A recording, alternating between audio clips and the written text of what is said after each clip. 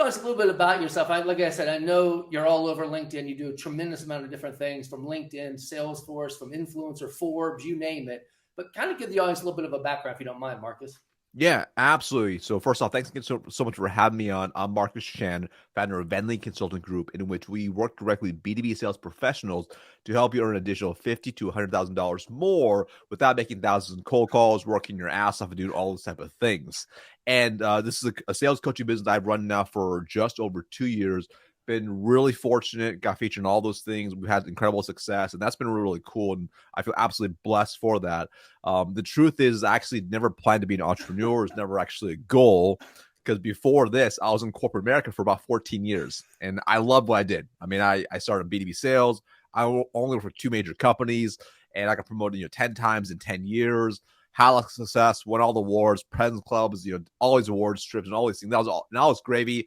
It got to the point where literally I was running a team of 110 plus employees over multiple states, and we were crushing it, and I absolutely loved it. But it got to a point where I knew if I wanted to serve at a higher level to really reach my potential, I had to go uncapped, completely uncuffed, if you will, no limits, to be able to do whatever I want.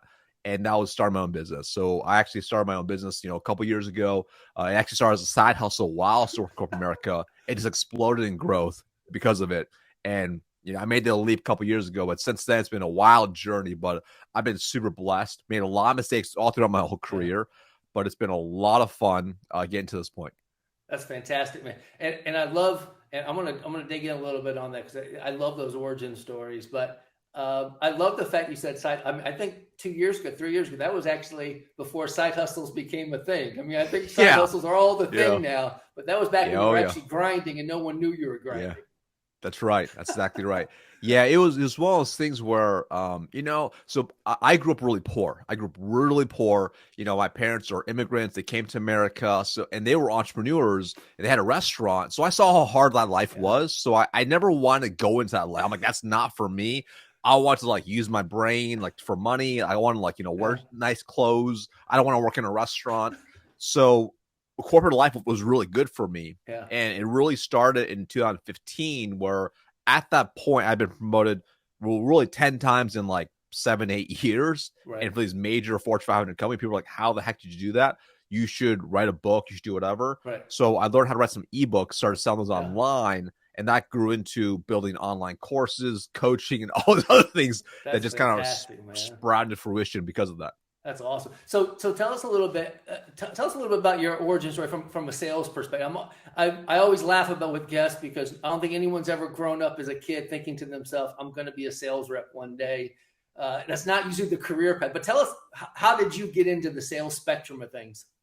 Yeah, absolutely. So what's interesting is it took me a long time to even admit that I was in sales. And I remember when I graduated college and I told my family and everyone else what I was going to do. I mean, they were not happy, because they wanted me to be a doctor, a lawyer, an accountant, and they kind of saw through my college trajectory that I wasn't going to do those things, because obviously I didn't go to school for those things.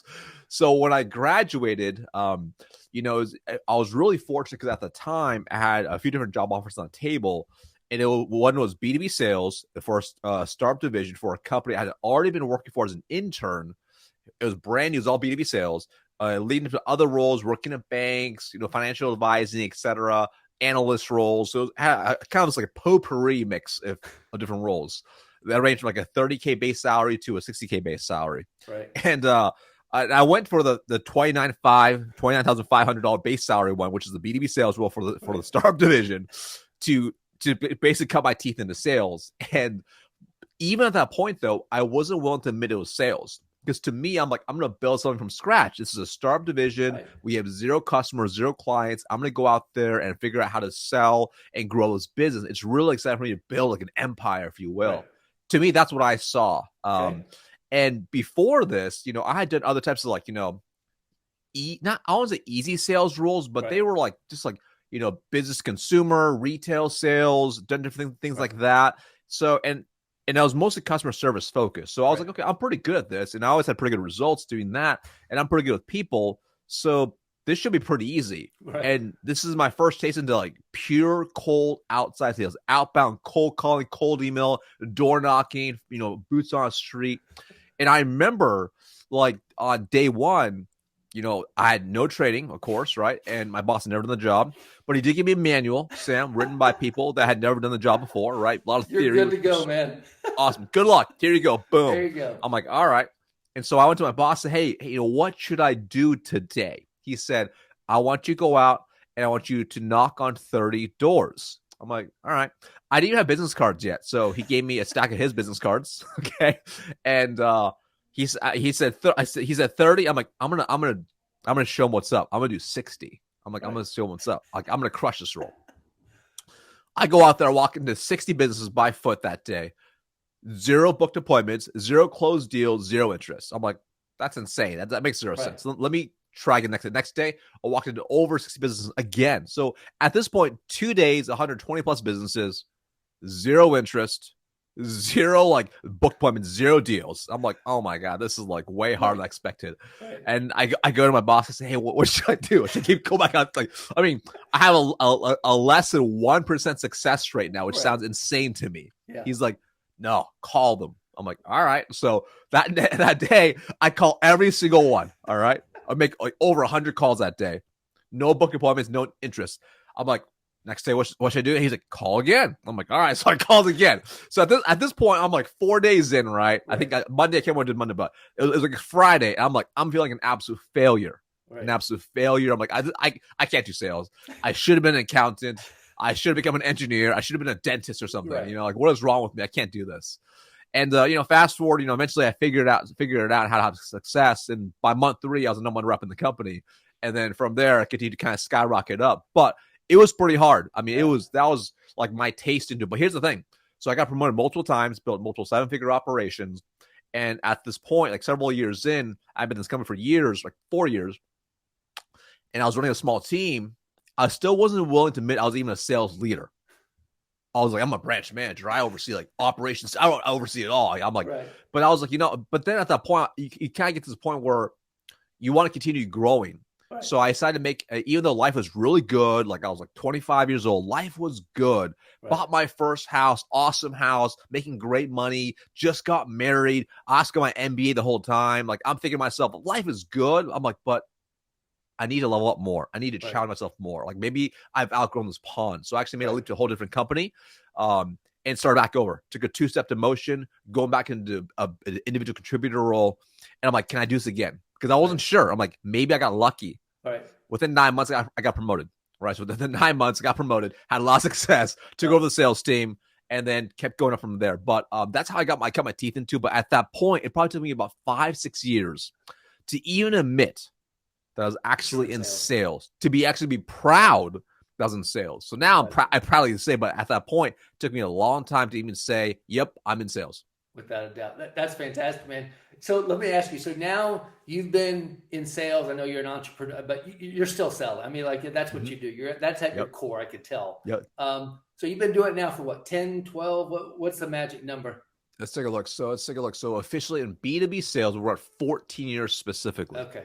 So I'm going to ask you a question, because this is one I always love asking people, is tell me in that 14-year span, like what is from a sales perspective, what has gone the right direction? What has gone the wrong direction in your opinion?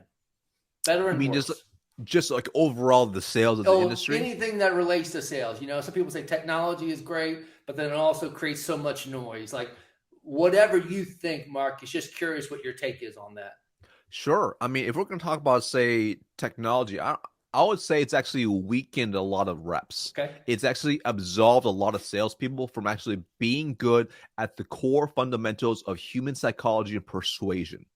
So here's what I mean by that. So it's because, it's probably because I feel like I'm like a dinosaur, but they're like, I started sales before there was like automation tools, sequencing tools, and all these other things that many reps today depend on. So what they end up doing is, the company buys a bunch of leads, or they get a marketing list of leads.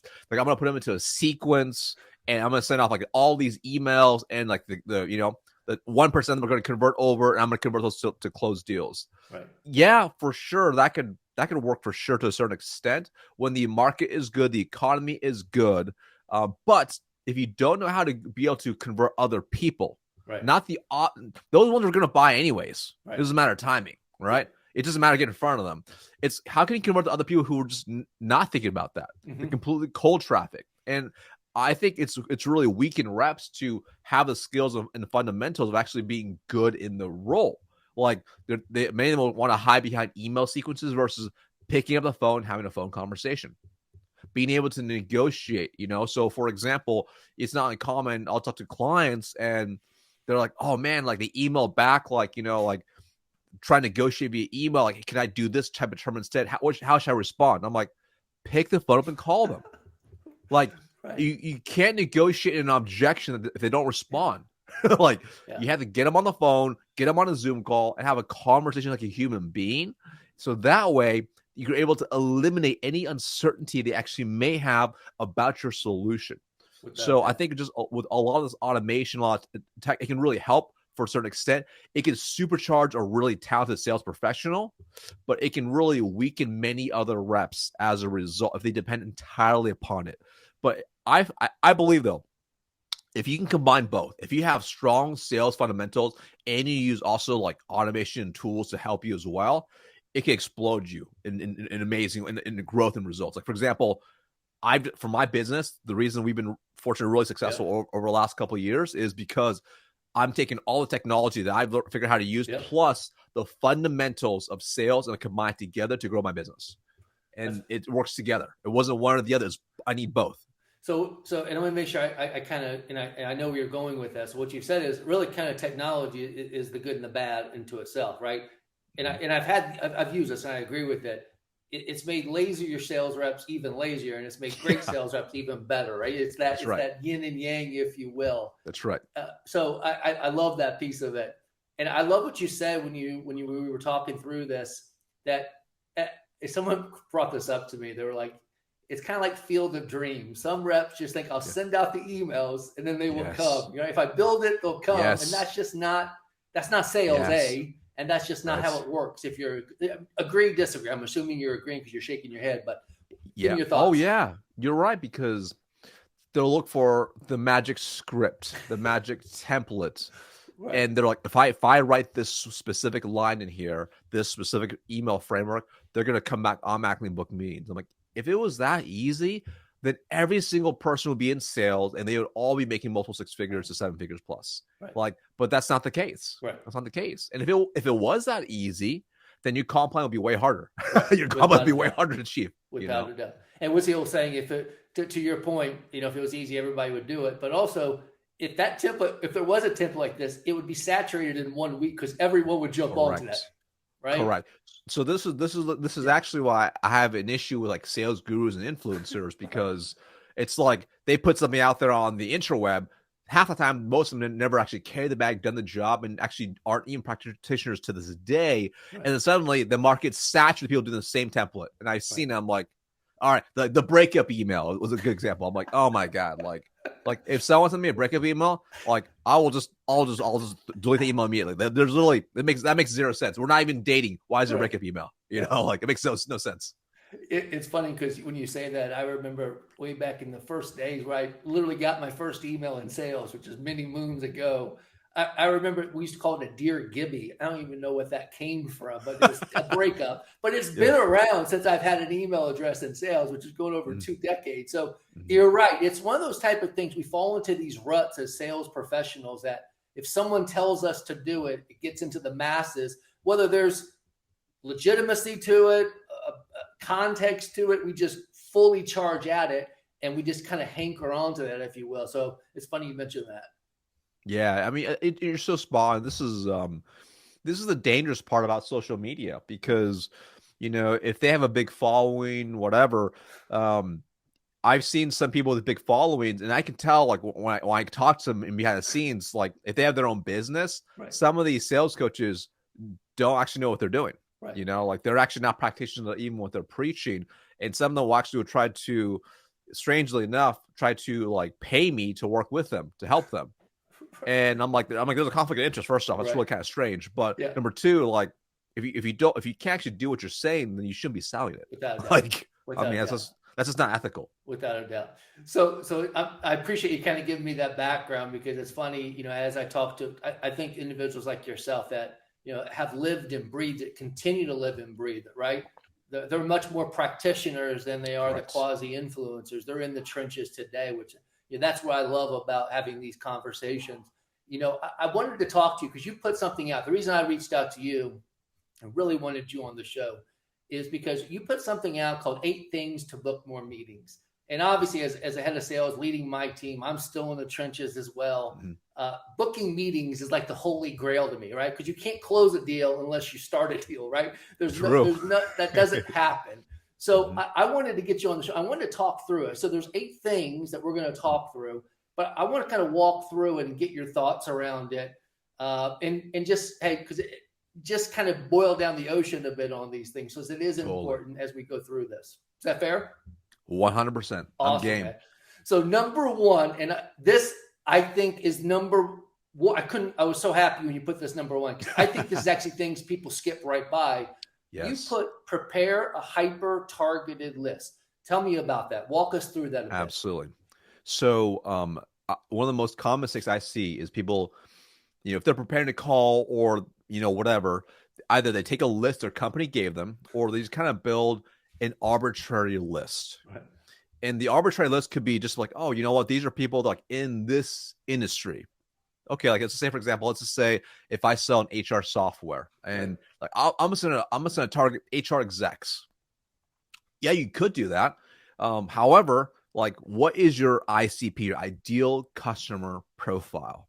So when it's that general, that doesn't incorporate what industries they're in, what they actually like do specifically, how big is a company, are they even qualified? Like, if you picture, like when you call and say HR execs, you call HR exec of a $5 million company versus a $500 million company, it's a wildly different conversation. Now, if you are able to be hyper niche down, say, okay, I'm going to look for specifically on the West Coast, HR executives who work for a $250 to $500 million company that have at least 500 plus employees. And also they've been in business for at least 10 years. And they're in this specific industry of manufacturing. Now you have a way better niche down list. So now when you're actually calling, you have a higher chance of actually booking the meetings, but also they probably got money because they're actually a good sized business, right? Versus an arbitrary list. And you can apply this across the board, but it's really getting as deep as you can, as niche as you can, to have a better list. And when you have a better list, then you can have better quality lists, you have better data, and you can actually go and have a higher chance of actually booking because you're actually using more relevant references as part of your talk tracks. You know, I like I said, I absolutely love the fact that you listed that as number one. I didn't know if it was stack ranked or not, but it's listed as number one. And you know, as I was reading through this, it's where it all starts. The list. It all starts with it, right? And you know, it does a few things, right? In my opinion, it does a few things. Because I remember back in the day, Marcus, you've been doing this a long time, just as I have. It used to be, I don't have enough accounts. I don't have enough people to call. And that used to be the sales mentality. It's a numbers game. I got to call more. Yes. And now it's really not. It's swung the other way. I'd much rather have 50 right people than 5 million wrong people, right? Exactly right. So exactly right. And I think where you were going, and I love about this, is if you get really hyper personalized, you don't have to think about pivoting on a call if you're talking to the same kind of person, like, you know what I mean? You kind of start to wield and mesh to that kind of role, if you will. And the pain points you already know, the objections 100%. And you make life a lot easier on yourself, right, Mark? Am I off base? You 100%. Like you could literally like, hey, when I talk to other HR execs, they say they have one of 3 problems. Number 1, they have high turnover. Number 2, problem B. Number 3, problem C. Are any of those relevant to you? Yeah, actually, yes. Right. That makes sense because it's a highly targeted list. Like if it's I picture it's as simple as this.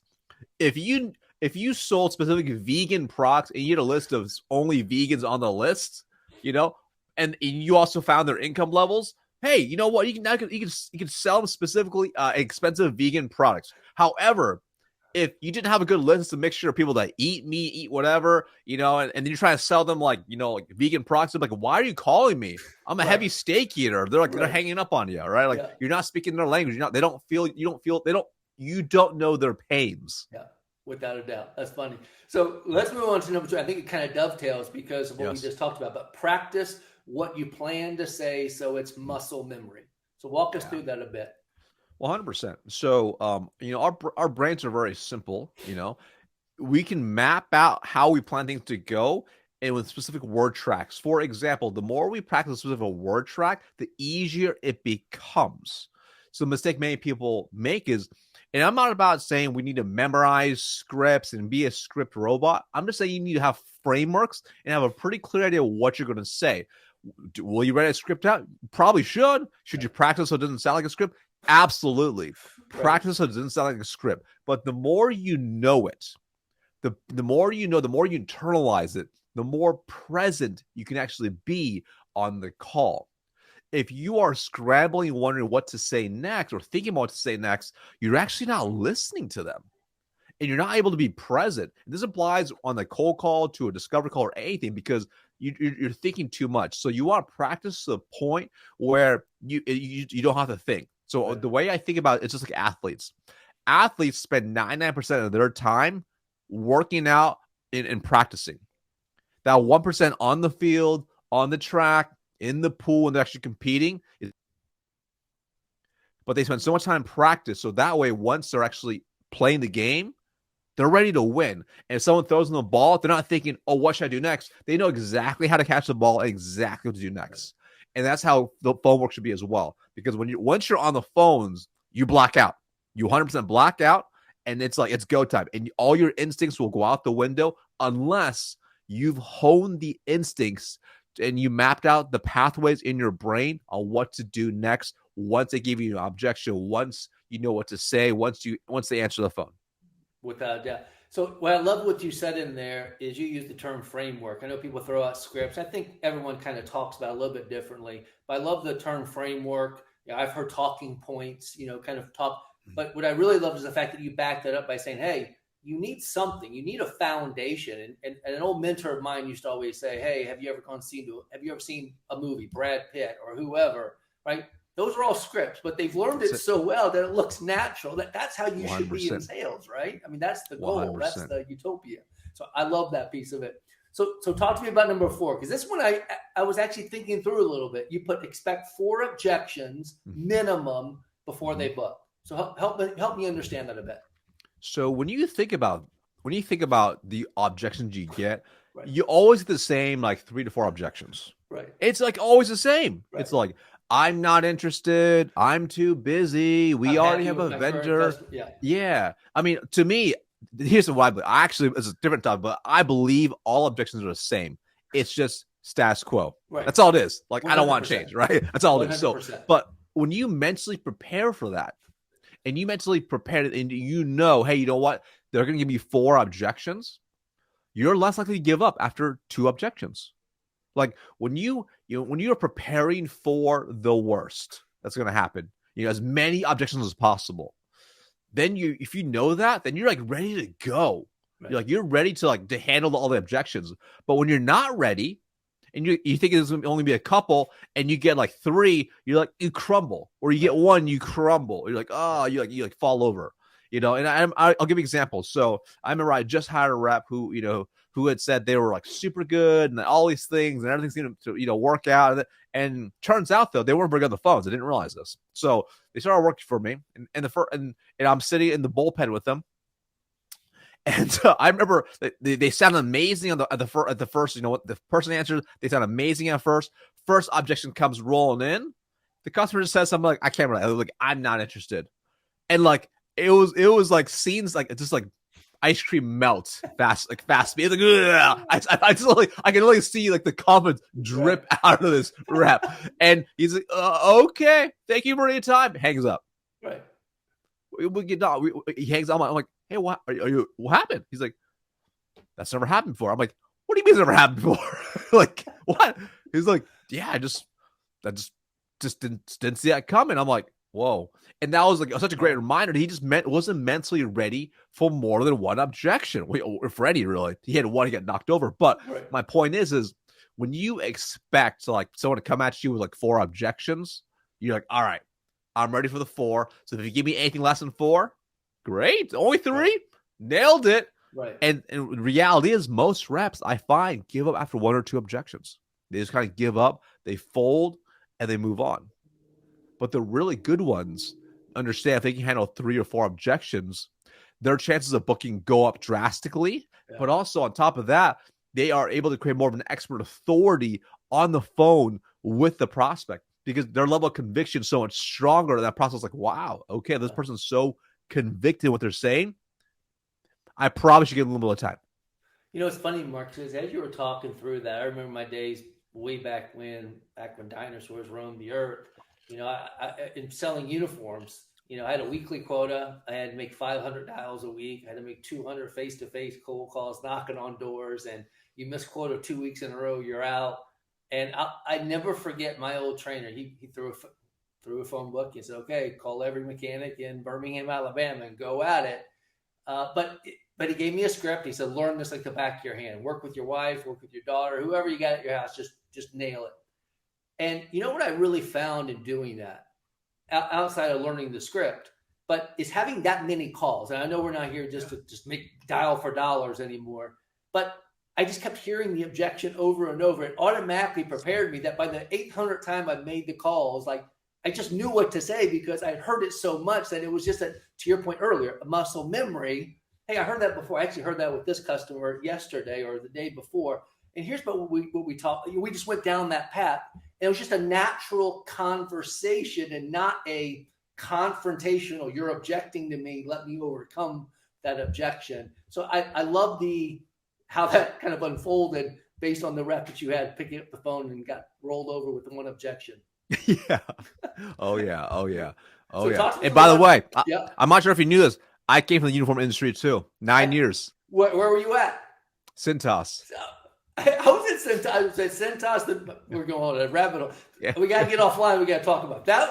I will say to this day, that training, like, it was just great for me. It was great because the urgency of just the volume I had to do, it really helped me understand the urgency you have to have in sales. That's right. That's right. Without a doubt. So talk to me a little bit about role playing, because I love this one. You put role play your 5 calls with friend before you actually start calling. Give us a little insight onto that. 100%. So, you know, it's interesting because in sales, if you have a certain driver within you, you feel like each day you got to kind of start back over. Each day you got to prove yourself. And no matter what happened yesterday, you know, if you're a good salesperson, yesterday means nothing now. Like today is a whole new day. It's time to prove myself once again. And the thing is, like, the hardest call to make is always the first call, right? Like the hardest door to knock down is your house door, right? Then it's your car door, right? And then it's your prospect's door, right? So there's always these multiple levels you gotta break through.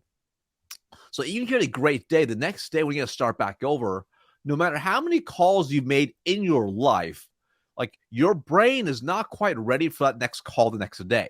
Like from the objections to what you're going to say. So you want to just warm yourself up. And I picture it's just like working out. Even though I worked out yesterday, before I work out today, I'm going to stretch. I'm going to warm up first. So this way I can do a great workout, get the best peak performance before I go. And I see cold calling as exactly the same. So if you had a great day yesterday, great. Your new day just started. Before you go into it, role play with, a friend, a peer, the first 5 calls on your list. Imagine they're going to give you 4 objections each. Right. So you mentally walk through how you would handle it, but you actually are verbally doing it. So you actually warm up your brain, your mouth muscles, your throat, and even your body language. So you can actually set yourself up physically to actually excel. So one of the things I did, which really helped me early on, especially when I was driving to the office, is a 45-minute commute. I literally would role play out loud on my drive in my car to the office, right? I'll look out loud. I'm like handling every objection. I'm going through everything. So Right. by the time you're like, I'm at the office, I had role played it, I don't know, like 8, 9 times that cold call. The Right. worst possible cold call could happen. So I was mentally ready. So that way, once I pick up the phones, I'm ready to go. There's no thinking. There's no warming up. There's no stretching needing to be done because I already did it. So not only this made me better on the phones, this actually gave me a competitive advantage because when the clock hit 8 o'clock, we started dialing in the bullpen. Everyone else is twiddling their thumbs, wasting time. I'm ripping down my dials. I'm ready to go because they're like, this guy's a machine. I'm like, I'm not a machine. I simply prepared before I got to the office. Right. I just warmed up. I role played. That's the best way to do it. I actually love that.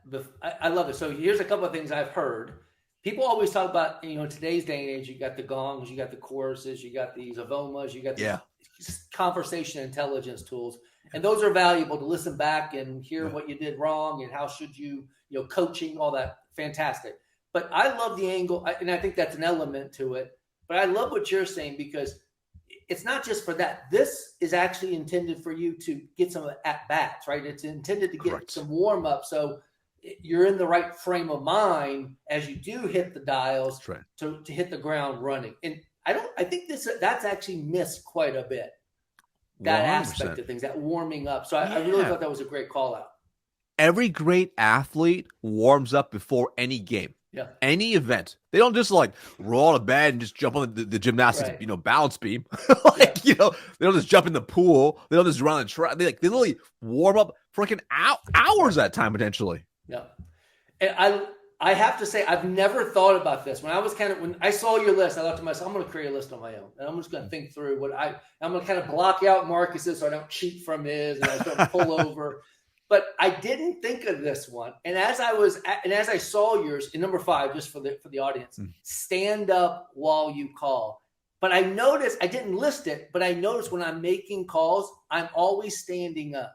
I like walking around. I'm very hands oriented. Talk to us a little about standing up. What's the thought process behind that? For sure. So one of the greatest things you can do is understanding that how your body physiologically, how you're physically set up, standing, sitting, and laying down, doing whatever, changes how you think. And the way I think about it, it's like this. Like if you are ever like really, really upset, try smiling. It's really hard. And it's really hard. If you're sad and you're crying and you're trying to like try to laugh, it's like almost impossible. Right. So with that, what happens is whatever your body is doing, it really shifts how you think.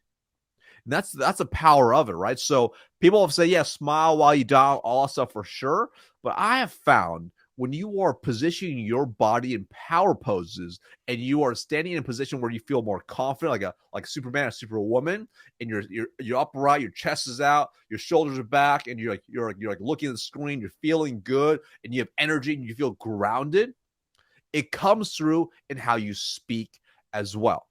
So if you know that to be true, simply take advantage of that and set yourself up to stand while you call. And sometimes pacing and walking can be powerful for many people. So why not do that as well? It's one of those little hacks, if you will, that when you do it, it just works really well because you feel good. And like I personally found that for myself. It's the same thing. Like I'll do like my Zoom calls, like if I'm running a sales call, they're all standing up. They're all like I'm staying. I'm at the desk right here. I'm standing up because I can feel, but I can move around. I can go unrestricted. Right. So that's the power of being able to set yourself up to physically feel good. And if for some people they feel better sitting down, fine, easy. Reverse that. That's totally cool too. But if standing makes you feel better, stand up. It's an easy hack. That's fantastic. So the next one, this one I think is low hanging, but I think it's actually one of the big things that people lose because they don't practice enough is the tonality, pace, and inflection. That's a tough one. Even for me, I find that's the biggest one. I either get real fast or, so talk to us a little bit about that, why that's so important. And I want to ask you a follow-up question to that because I just saw something on LinkedIn. I want to get your thoughts on it. But talk to us a little bit about the tonality. So tonality is so powerful. It changes how the message is being perceived. So for example, if I said, I don't know who ate the cookies. There has a meaning right there. I don't know who ate the cookies. I don't know who ate the cookies. So by even just shifting the tone to different, the inflection to a different word, the meaning has shifted as a result. And that's no different than on the phones as well. So when you emphasize certain words, it drives home different points.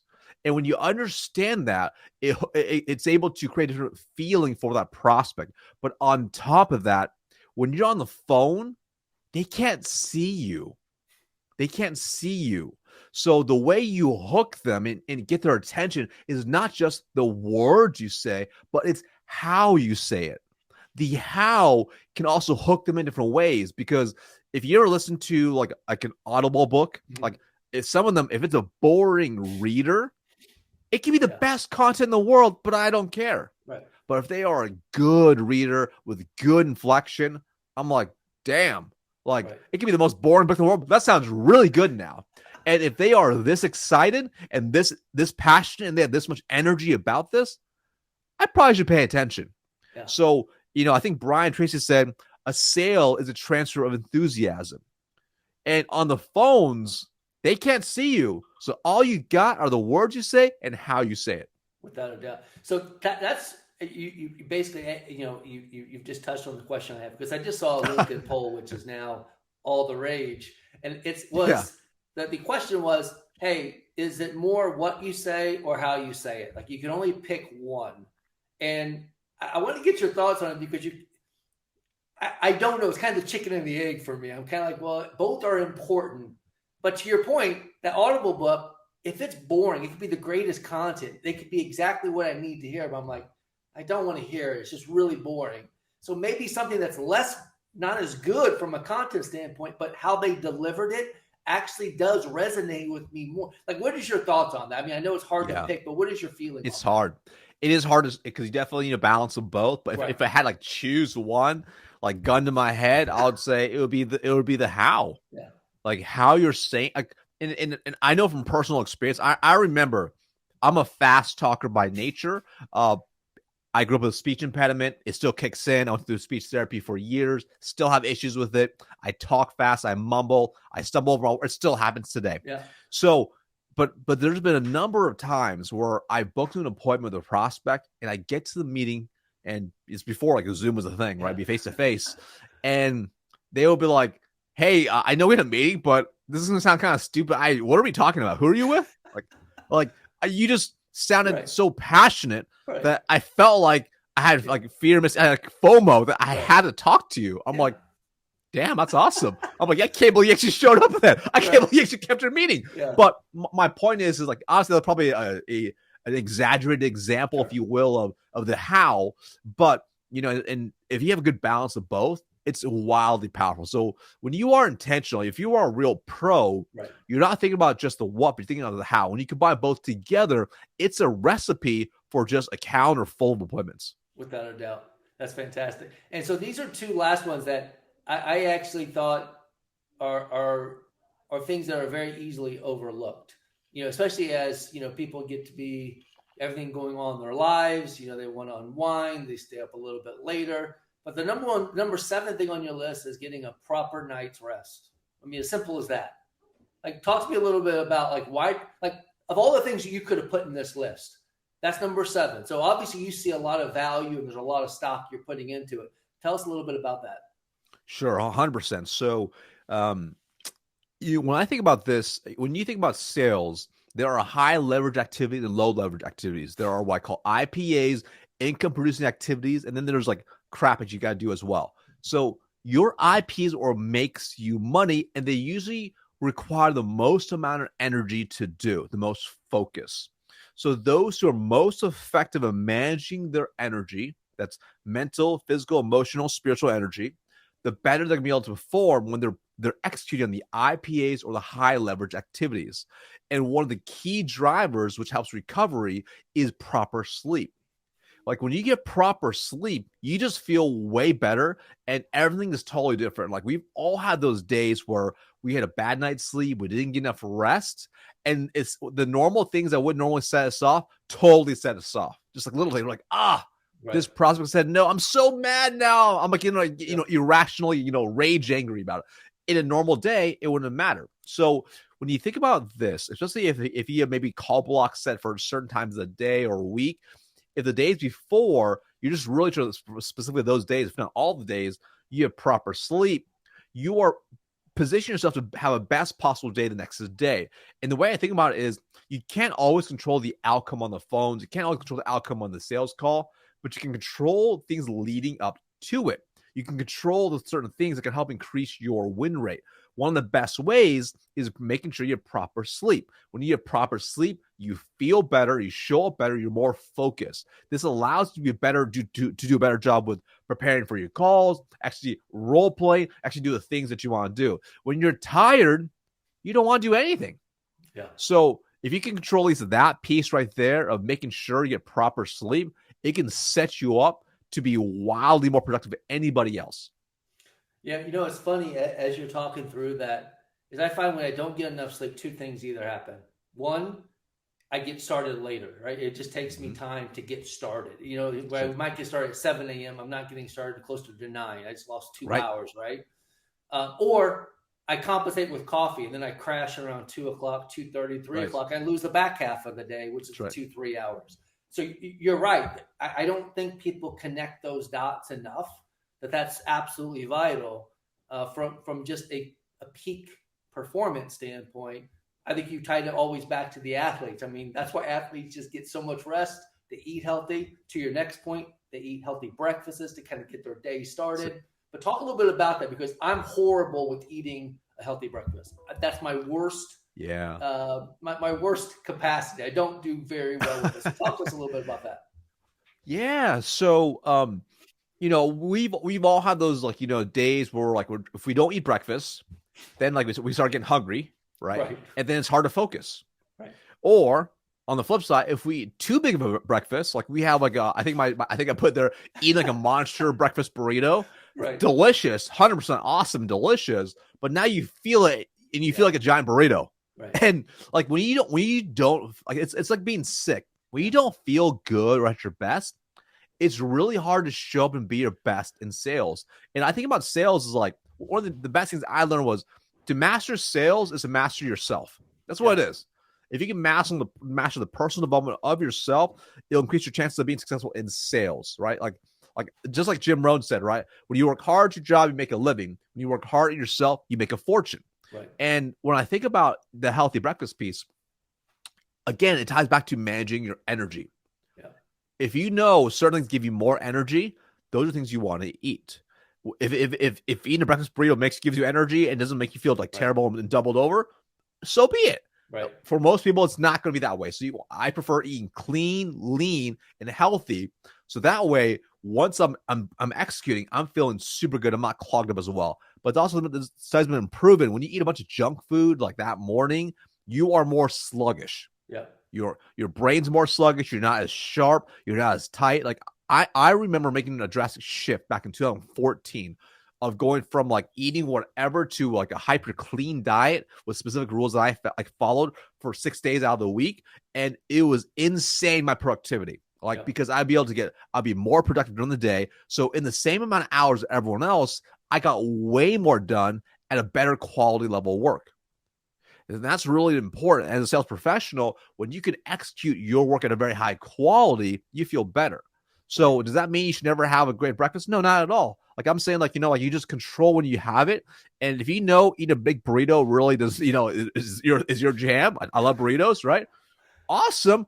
Just eat it on a different day or eat it say after your day is over. So it's not impacting your results before you need to go. This is why top athletes, again, do not eat crazy things the morning of. They eat specific things that give them energy so their body is fueled with the right food for their body and their mind to actually have a great performance. As I've read through this list and as we've had this conversation, I think what we really lose sight of as sales professionals, it's really the attention is in the details. I mean, that's really what the list is saying. I mean, That's right. healthy breakfast, eating right, going to sleep, getting rest, being focused, driving like everything that we've talked about is the hyper focus, the diligence, the details that it really takes to separate yourself that 1, 2, 5% from anyone else in the space, to get that deal, to land that, to get that call, to be in a position to succeed.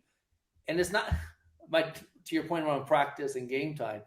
It's the people that get to the gym an hour early and stay an hour late. Those are the Michael Jordans of the world. They don't have to do it, but they know that's what is required. That's the details they have to put into it to be the best at their craft. And I think that's really something I want to make sure the audience kind of hones in on. Any thoughts around that? Final thoughts around that, Marcus? 100%. I mean, the separation is in the preparation, but a lot of times these things may be simple to say, but they're also hard to do. Without a doubt. And those who are most consistent with these type of compounding habits are the ones who have the most success. Like, I remember being new into sales and being the worst rep in the company and struggling. And yes, working hard gets you to a certain level, but it's these micro details I found that over time really compound and they really blossom and make you just a better version across the board. Like, when you think about any top performer in any field, whether it's sports or anything else, like, they typically are not that much better than the second place person, but they do these little things better, just a little bit better, like these things right here. And that's what separates them so far. And the cool part is like, even when you look at a company, like you look at like salespeople, the top person versus the second person, the top person is usually still making more by like 10, 20, 30, 40, 50% more, right, if not more than that, than the second place person. Right. It doesn't mean they're 10, 20, 30, 4%, 50% better. They're just like a little bit better. They're like maybe like 1% better on these type of things. And that's actually what separates them from everybody else, because most people lack the discipline to actually execute. But, I think as Jocko Willing said, discipline equals freedom. So when you are disciplined to these micro habits, these micro commitments, you become a better version of you. And that ultimately leads to just a better result, not just in sales, but just also in your life as well. Without a doubt. I love that. This is a conversation I have all day long, so I absolutely love it.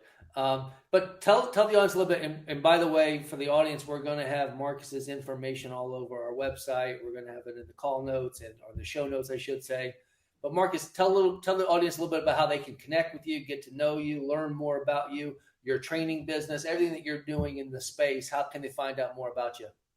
Awesome. So easy to find me on LinkedIn. I'm most active on there. Look up Marcus Chan. It's the only guy with speedos in the body of his profile, because I sold speedos at one point. This guy's a competitive swimmer. That's why it was like a weird thing. That's a follow-up podcast, Marcus. That's a follow-up podcast on how I used to sell a lot of speedos back in the day. And then, of course, you head over to my website, which is sixfiguresalesacademy.com. sixfiguresalesacademy.com. Head over there. You can access like my free Facebook group. We have like 20, 30 plus hours of free training on cold calling, objections, sales process. I mean, I just did a training today on how to close the year strong. I mean, absolute killer stuff. It's completely free inside there as well. That's fantastic. Like I said, I will make sure all that get in the show notes. Marcus, it was an absolute pleasure having you, man. Thanks again for taking the time. Thank you so much for having me on.